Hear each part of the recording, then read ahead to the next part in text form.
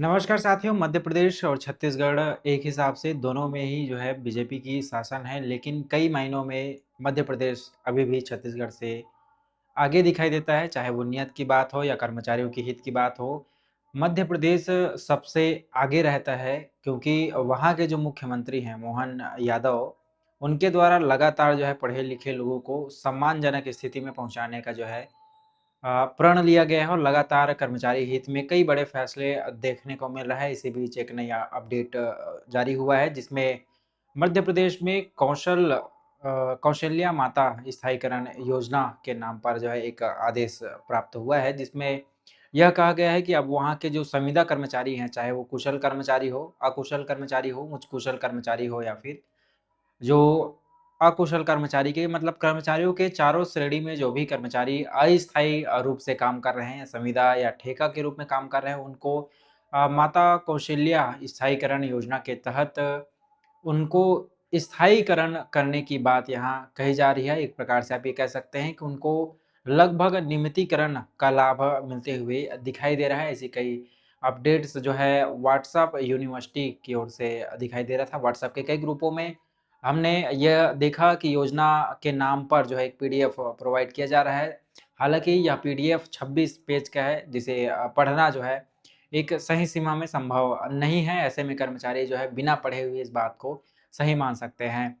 हमने इस बात को चलाने के लिए एक बार क्रॉस वेरिफ़िकेशन करना उचित समझा। क्रॉस वेरिफ़िकेशन में ये बात पता चला है कि जो माता कौशल्या स्थायीकरण योजना के नाम पर व्हाट्सएप में जो भ्रम फैलाया जा रहा है, वो दरअसल 2016 का आदेश है, जिसमें यह कहा गया है कि जो कर्मचारी चाहे वो कुशल कर्मचारी हो, अकुशल कर्मचारी हो, उच्च कुशल कर्मचारी हो या कुशल कर्मचारी हो, जिनका वेतनमान 4000 से ऊपर है, 4500 से ऊपर है और 5000 से लेकर के 8000 के बीच में जिन कर्मचारियों का वेतन है, उनको 2016 में यह प्रावधान किया गया था कि उनको स्थायीकरण किया जाना चाहिए, जिसके लिए कमिटी बनाई गई थी। 2016 में यह आदेश आया था, फिर उसके बाद 18, 22 और 23 तक यह कमिटी जो है काम करती रही। उसके बाद फिर कुछ विषयों पर नियमितीकरण का लाभ दिखाई दे रहा था, बाकी अन्य कर्मचारियों पर जो है कमेटी द्वारा स्थायीकरण के पक्ष में जवाब नहीं दिया गया था। ऐसे कारणों से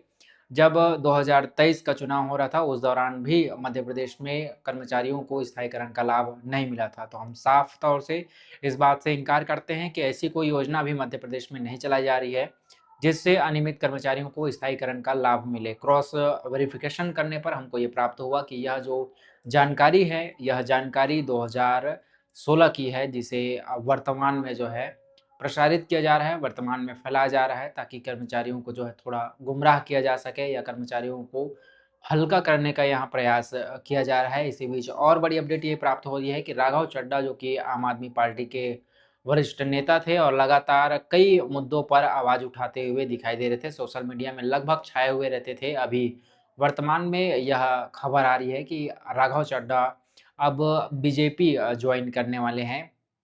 तो आप समझ सकते हैं कि बीजेपी जो जितने भी राजनीतिक दल हैं, वो बीजेपी से जुड़ करके एक अपना जो पक्ष है उसको मजबूती से रख पाएँगे ऐसा प्रयास लगाते हैं। बाकी आने वाले समय में दिखाई देगा कि राघव चड्ढा को कौन-सा पद मिलता है। इसके अलावा एक और बड़ी अपडेट प्राप्त हो रही है छत्तीसगढ़ से यह आदेश की कॉपी आई हुई है जिसे आप स्क्रीन पर भी देख पा रहे होंगे। छत्तीसगढ़ के महानदी जो मंत्रालय है, मंत्रालय से एक आदेश आया है। मंत्रालय में एक आदेश आया है जो कि समस्त छत्तीसगढ़ में काम करने वाले जो अशासकीय स्कूल है, अनुदान राशि प्राप्त करने वाले या अर्धशासकीय स्कूल है, उनमें लगातार फीसों की वृद्धि की जा रही थी।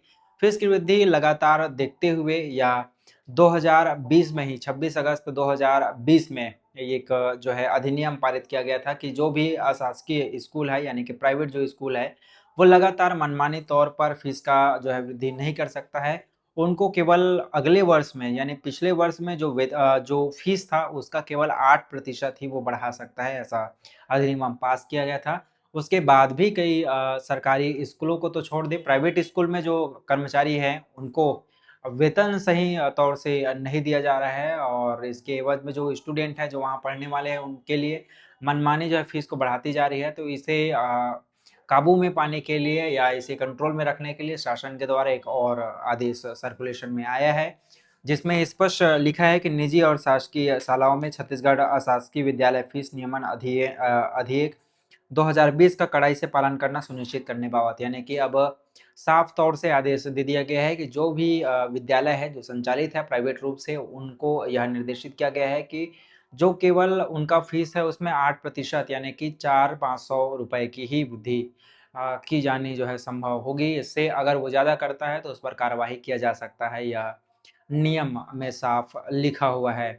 तो फिलहाल के लिए 3 बड़ी अपडेट्स। पहला बड़े अपडेट्स ये था कि माता कौशल्या स्थायीकरण योजना अभी वर्तमान में लागू नहीं है। दूसरा हमने बात किया कि राघव चड्ढा जो आम आदमी पार्टी के जो वरिष्ठ नेता थे, उन्होंने अब बीजेपी जॉइन कर लिया। और तीसरा हमने ये बताया था कि अब छत्तीसगढ़ में कर्मचारियों के हित में देखते हुए या जो आम नागरिक है उसके हित में देखते हुए यह बड़ा फैसला लिया गया है कि कोई भी प्राइवेट स्कूल अब मनमानी तरीके से फीस वसूल नहीं कर पाएगा। पिछला जो फीस था उसमें केवल और केवल 8% तक का ही वृद्धि किया जा सकता है, यानी कि जो आम जनता है उनके जेब को अब भारी खर्च उठाना नहीं पड़ेगा। केवल जो फीस है उसमें 8% की वृद्धि होगी, ऐसा शासन का दावा करना है। आने वाले समय में यह देखना होगा कि प्राइवेट स्कूल कितना फीस लेता है और उसमें क्या वृद्धि कर पाता है। फिलहाल के लिए बस इतना ही। इसी तरह की नई अपडेट्स के लिए हमसे जुड़े रहेंगे। बहुत जल्द एक नई जानकारी के साथ पुनः हाजिर होंगे। वीडियो में बने रहने के लिए धन्यवाद। वीडियो अगर आपको पसंद आया तो वीडियो को लाइक भी करें, चैनल को सब्सक्राइब भी करें और अन्य साथियों तक ज़रूर भेजें। बहुत जल्द एक नई जानकारी के साथ पुनः हाजिर होंगे।